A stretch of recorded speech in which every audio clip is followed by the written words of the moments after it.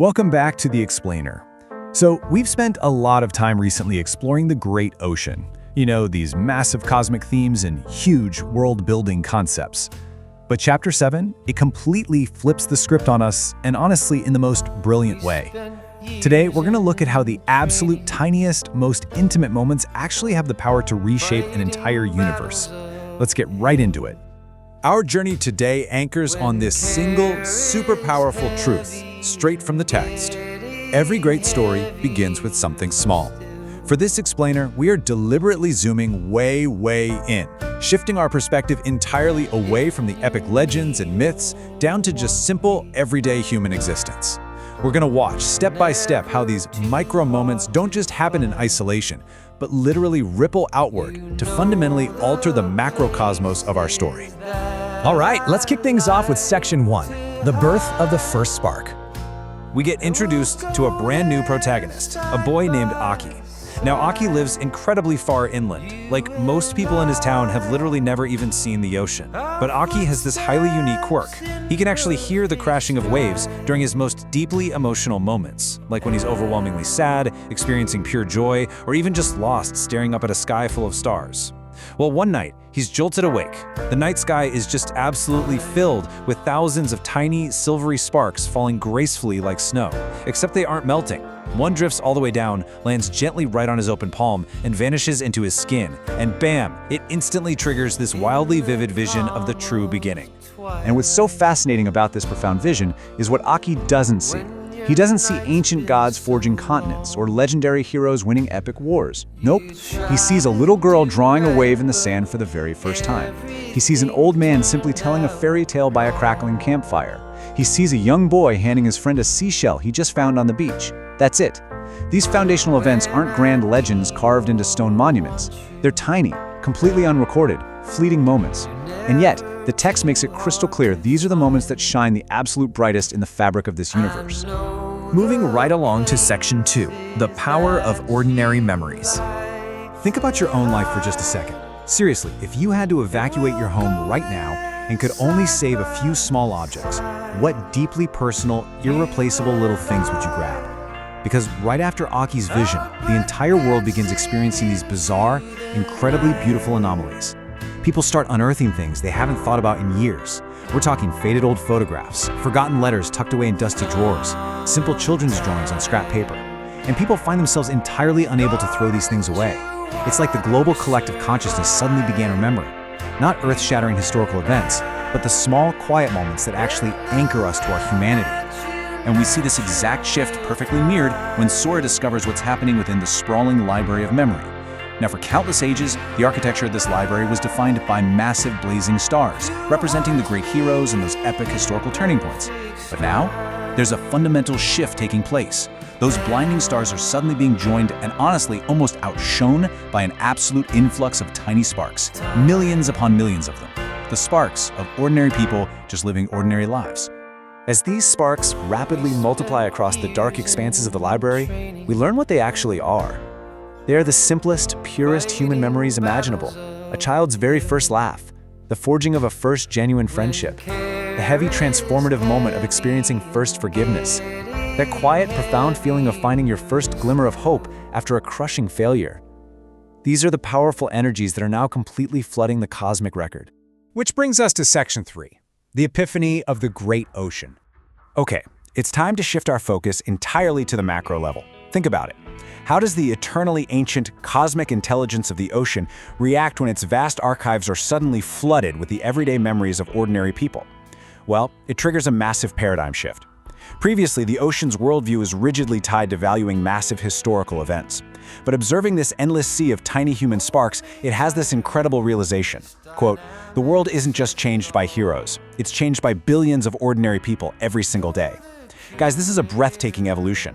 We're watching a cosmic being finally learn to value the everyday humanity it has observed for millennia. And right at this exact pivotal moment, the first keeper approaches the edge of the shore of legends. Remember him? This is the keeper who recently had his own profound realization that what you leave behind in this world matters infinitely more than the actual name people call you. He looks out over the shifting waters and lovingly, quietly acknowledges the ocean's newfound maturity. He simply says, It seems you have finally grown up. And you know what the ocean's response is? It doesn't argue. It just laughs, a sound exactly like the gentle rustle of the surf, because it knows for a fact the keeper is absolutely right. To really understand the emotional core of this story, we have to track the evolution of the ocean's deepest fears. It's quite a journey. In the distant past, the ocean was paralyzed by the fear of forgetting, terrified it might lose even a single story. As time moved on, that fear evolved into the dread of losing humanity itself. Later on, it became gripped by this crushing fear of being left utterly alone in the cosmos. But now, it finally arrives at a beautiful, ultimate epiphany. Memory does not disappear if it is shared. This one realization completely shatters its ancient anxieties once and for all. Let's dive into Section 4, the convergence of three worlds. So, we are now entering the cosmic consequences of the ocean's realization. The universe is physically reacting to this newfound peace. It starts with the massive, boundless sea of possibilities, which begins to energetically shift and come into play. Almost immediately, it's joined by the deep, ancient sea of memory. The vast archives of what was are literally rising up to meet the frequency of what could be. And finally, we complete the trio with the foundational shore of legends. The bedrock of myth joins the waters of past and future. These three great, entirely distinct spaces slowly, incredibly begin to reach out to one another. Now, it's super vital to note the exact nature of this cosmic event. This isn't some apocalypse. It's not a chaotic collision where these realms destroy each other. No, it is a harmonious synthesis. The sea of possibilities, the sea of memory, and the shore of legends are weaving together peacefully, synthesizing into an entirely new reality that incorporates the absolute best elements of all three. And finally, we reach Section 5, the door to the unknown. As this breathtaking cosmic synthesis unfolds, Sora stands witnessing the aftermath. She's looking out across this beautifully merged, brand new reality, and something in the distance catches her eye. It's a tiny door, completely unassuming, entirely ordinary looking. In fact, it's so small it's almost invisible against the vast, awe-inspiring backdrop of these converged worlds. There are no grand inscriptions carved into it, no massive ancient locks, no dramatic warnings. Just a single, simple symbol resting right on its surface. A small, softly glowing wave. As Sora steps closer to this mysterious little door, she hears something that completely shifts the entire atmosphere of the narrative. It's the unmistakable sound of a child's laugh echoing from the other side. But as the text carefully notes, it isn't the laugh of Ren. It isn't Ioe. It isn't Hina. It is someone entirely new. It represents a life, a soul, and a story that hasn't even begun to be written yet. It is pure, unadulterated potential. The ocean looks toward this little door and smiles, which brings us to perhaps the most poignant thought in the entire chapter. For the first time in an infinitely long time, the ocean didn't know what would happen next, and it was beautiful. Think about that. The oldest consciousness in existence finally surrenders its desperate need to know everything, to record everything, to control the narrative. It finally finds absolute peace and breathtaking beauty in the simple mystery of an unknown future. And then, so brilliantly, the narrative cuts right back to where we started.